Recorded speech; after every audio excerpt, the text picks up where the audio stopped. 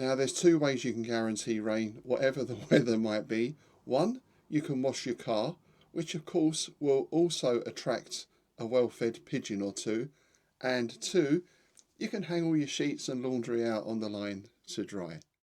Yes, today on Dragon's Teeth it's wash day as we look at doing the graveyard wash.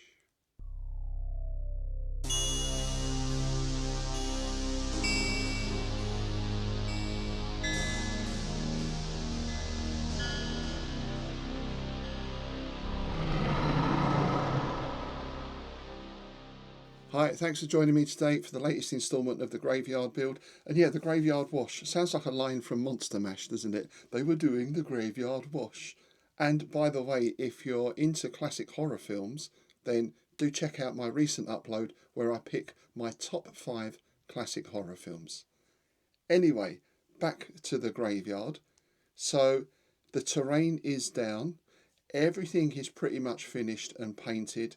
We're getting to the final stages now, which will of course include giving everything a nice wash, both to mute everything. I want to mute the colours a little bit, and of course it helps tie everything in together. However, before we get to that, I just wanted to show you some of the goodies I've recently bought down at B&M. I'm sure you remember from last time that I solved my storage problem with the mailboxes, the sort of large, almost a pizza box, and my tiles fit very nicely into those with some space at the side. So I wanted to use this to put the figures in, and I had a trip to B&M this week, and I'm delighted to say I found these stackable storage baskets, £2 each. So as it says on the label there, they do stack very nicely as well. So even for just storage, when I'm not using them in the cupboards or everything else, I can actually stack those up. And they're deep enough to put in even quite large figures. You know, it's always an issue when you have figures with spears or that kind of thing. You know, there's some terrain stuff will no doubt fit in these as well. And most important of all, there we go. There's a perfect fit. Right width, right height. So, of course, I snapped up a few of those.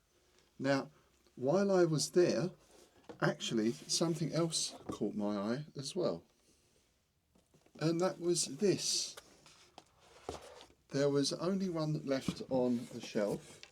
It actually has a bit of damage to it. I don't know if you can see there's a crack there, so I've got it for half price. And I guess it's for kitchen stuff or a desk or drawer tidy. But, well, size-wise, as you can see, it fits perfectly into my box because I have one box that is spare, one empty. And what really caught my eye was the fact that it's got non-slip matting or a finish on the bottom there. So, look at that. Any general sort of movement like this and the figure stays in place. So I can also use this in my spare box to carry a load of figures or bits and pieces in. But this then got me thinking, always a dangerous thing, could I get non-stick into these containers as well? In fact, for any containers I've got for transporting any figures around. Well, my wife, once again, now you see why I married her. My wife once again came up with the answer because she recently bought for our fridge non-slip silicone mats. So I had a look on Amazon and here we go. I think there's 5 of these for about £6 and they're each a fair size there. What's that? Sort of pretty much double A4 size, I guess. Is that A3? And of course this is very easy to cut to size and shape that I require and put into my trays there. And again, straight away you can feel that's giving a nice grip to the figure. Now, of course, if you're going to pick something up and shake it around, shake it all about, that's not going to hold. I guess you'd need magnets for that. But I think for a relatively cheap, quick and easy way to keep figures safe during transportation, then that's hard to beat. So, my desk drawer or kitchen unit there, and then the silicone matting to go into these containers. Alright, that's the storage and transportation issue dealt with. Let's now move on to our wash. Now, of course, you can buy small bottles of wash, which are great for doing individual figures or a small group of figures. But when it comes to doing armies or large terrain pieces, that can work out quite expensive. I think I put a wash on a building I made a little while ago, and that was pretty much the whole bottle. So I had a look around on YouTube and found there's quite a few methods of creating your own. So I've got myself a large empty pickle jar. We've got hopefully all the right ingredients. Let's mix it all together and see how it works out. Here's my ingredients then. I've put some water in the jar, not whiskey. I've got just one of those cheap acrylic paints, my brown that I use to cover my bases in. These you can get from your craft shops, you know, places like The Works and that sort of thing, very cheap.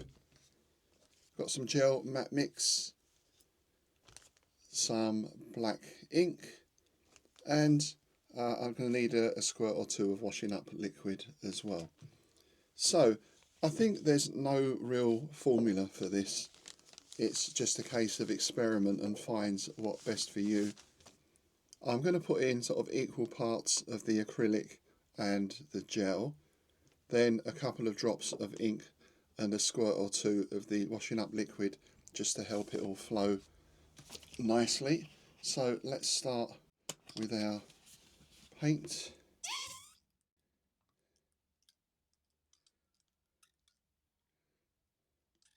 Going to put in a fair bit of this. I'm guessing, you know, if stuff is too thick, it's easy to thin it down just by adding water. So I'd rather make it too thick than too thin at the moment, at least to start. And now our gel.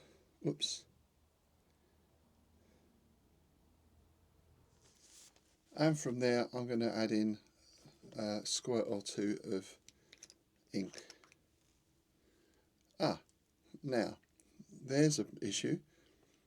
Normally, when I've seen this on YouTube, the ink comes with a little sort of pipette or squirter in it. I don't have that in this, so I guess I'm going to have to do this by hand, and we really just want, there we go. That is going to do it, I think. That has the potential to get very messy, doesn't it? Back to the old days of having fountain pens at school, which I remember we did at one time, and yeah, every shirt was ruined. And we'll put in just a little bit of our washing up liquid there. Okay, let's give that a good shake now.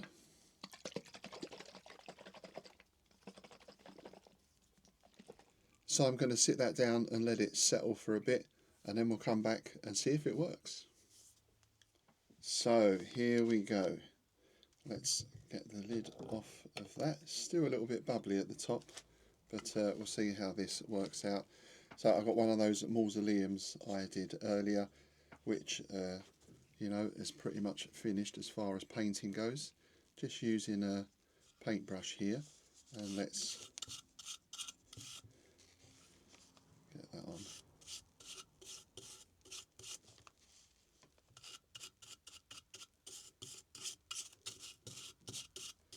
So I'm just going to coat the end of this.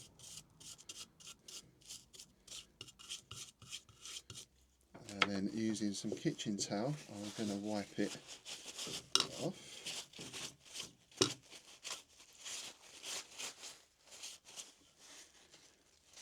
Okay, so it's kind of there, but it's not flowing too well.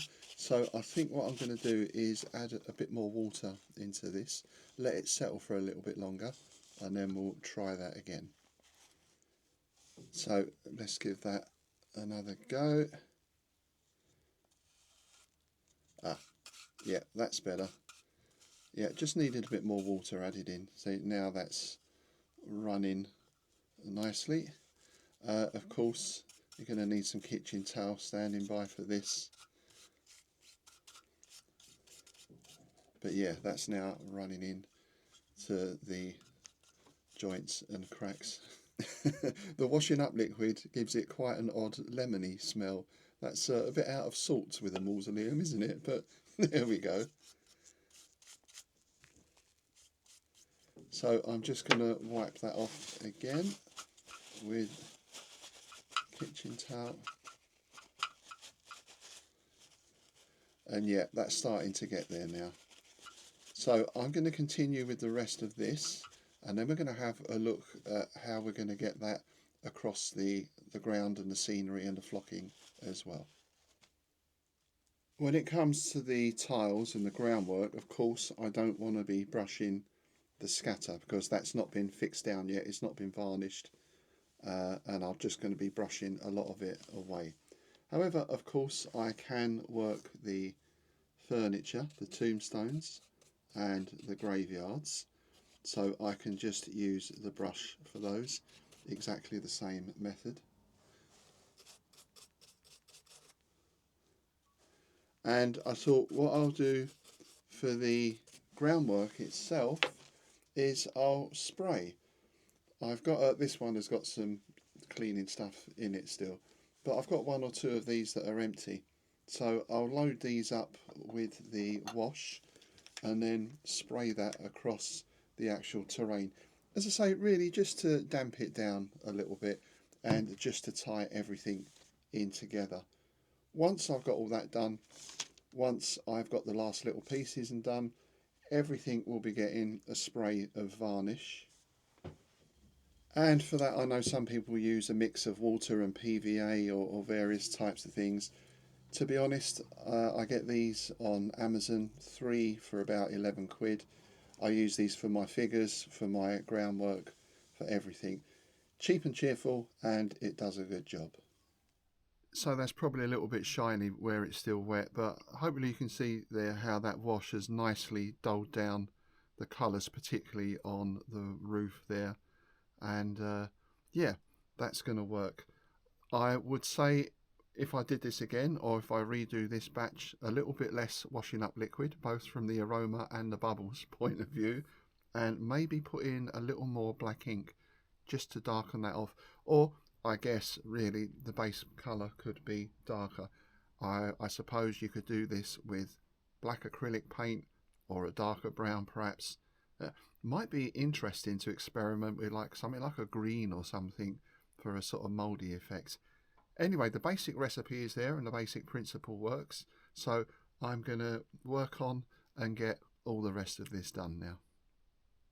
So that's everything done pretty much. All the groundwork is done, everything is painted up and washed now. There are one or two little finishing touches to add on, and I'll cover those next time in what will be, I think, the thrilling climax of the whole graveyard build. It should all be finished next time and, finger bones crossed, ready for action. I'll see you soon.